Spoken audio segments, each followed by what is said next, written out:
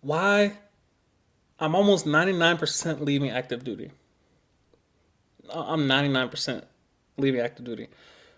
Here's the issue about active duty and the Stockholm syndrome that you tend to develop upon just having the first thought of leaving this environment. The I talk constantly when I was A1C, when I was at Andrews. I made so many videos about seeing other staff sergeants, that were above me in my same chain of command, how they kind of plateau once they get to a certain point. And you see the weight gain that I currently have, the mental health issues that I currently have. And you realize, and you try to plan for those things. I don't want to be a part of that cycle. I don't want to be a part of that. I want to be different. I want to see those things coming, plan for them, and then be different. Well, it seems as if I've fallen into the same trap that so many others have fallen into. My mental health has taken a toll on me in terms of the environment I currently work in, the weird nature of being an NCO. One thing that irritates me about being an NCO is the fatherhood role I've had to take on. And I don't think this gets enough attention in terms of if you compared me to a factory worker or somebody who works on a assembly line or somebody who works at McDonald's or somebody who works at Walmart, a managerial role, you're responsible for that person while they're on the clock. Period. Period. If they do their job, they do their job. That's all you're there to police is, are they doing the job? Beyond that, there is no phone calls talking about, I got a flat tire, this happened, I can't be at work, my family's going through this, my wife, my husband, children, this dog, I promise. It's a weird reality that you have to police so much other than what you're getting paid to do. But that's the nature of active duty. Um, I don't know. I don't know, but it seems to have bothered me increasingly, especially up to this current moment, where after you leave the classroom environment and you've done your classwork and you leave for the day, that's it. That's it. But I know come Monday, I'm gonna be back in the position of policing adults, teaching adults. Whereas in civilian world, you get hired to do a job and more or less you get trained for the first week or two, but then that's it. There's no one else holding your hand and guiding you through life like the military. I've kind of reached a point in the active duty position I'm in that I'm tired of doing more than I get paid for. It's so weird. It's so weird. So, yeah, I've kind of reached a turning point. The catalyst is kind of uh, taking a toll upon your person, my person rather, where it's too much. It's too much. Especially talking to the guard personnel that I was in the class with, and how like some of their offices have like two people in them, budget officer, and then NCO, and that's it. There's no airman to like run behind and do room inspections on. It's like it's weird how active duty just piles on the NCO tier, and then you're just supposed to deal with it, supposed to just adjust to it. How you get punished for having mental health issues, where all right, if you go seek help, anything other than a group session or a civilian psychiatrist or psychologist or counselor, therapist, we're gonna put you on a profile. You can't deploy, can't go to TY, can't PCS. How? It's interesting stuff. And it took a couple friends around me, shout out to my boy Mike, for kind of shedding light on the fact that, first of all, I don't get paid enough to deal with what I'm doing. Um, there's a issue of causation. Is the military causing my anxiety?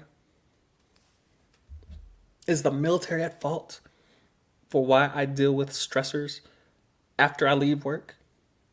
Is the military's fault? I don't know. I don't know. But I've reached a point where I can no longer stay in my current position and still progress. There comes a point where you have to prioritize and reprioritize and evaluate your life objectively. And sometimes you need help. I've reached a point where I need help from the people around me to tell me the military appears to be hurting you more than it's helping you. It's a check. You're getting a check. And it appears that the military environment, it's no longer serving you progressively. And I've kind of reached that point.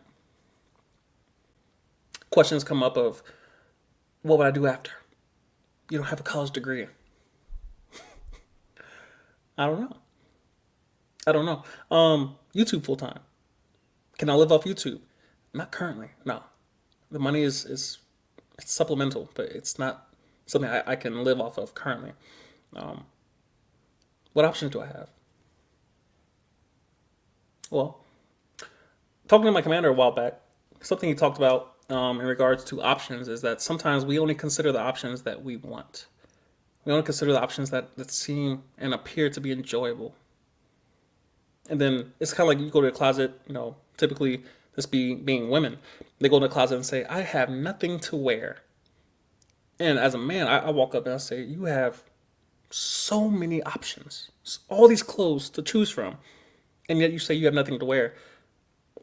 I always have something to wear, and I have maybe a tenth, a fifth of what you have. And it's not so much not having options, it's not having desirable options. I find myself in that same position where the options I want are not available, and the options I do have are not desirable. Yet I still have options. You know, the guard is something I've referenced in previous videos. Um, I can always go to the guard. I can keep my military career, pursue something civilian wise, something that probably pays more for doing less work, and still keep my aspiration to retire. Now, that's one of the better options. That's one of the better options. There's also starting my own business. You know, I definitely have the ambition, the skills, discipline in certain areas that would lead to me being able to run a business. A lot of expertise I would have to staff individually or outsource, or what have you. But the potential is definitely there. Consistency is definitely there. Um, it's an evolving conversation. It's an evolving conversation. Something that doesn't really particularly worry me. Um, but it's something I heard listening to a podcast, I think it was this morning or last night, in regards to assurances and guarantees. Um, that's what we tend to want. I've made a couple videos concerning this. As far as we want assurances, we want things to be perfect. We want the outcomes to be perfect. We like to put our hands on things and ensure that the outcome is exactly what I want. And unfortunately, that's not the case. Unfortunately, there are variables we can't control for. This is one of them, where I can do all the planning, I can have all the ambition in the world, I can have all the direction, all the vision, but there comes a point where I can't control everything. I have to just take a leap at some point. I'm starting to feel the pressure to jump out the nest, as a mother bird would push out their nestlings, whatever they're called, little birdie, baby birds. I've kind of reached that point where the military seems to be pressuring me to get out because it no longer serves me in the ways that I'm currently trying to go in.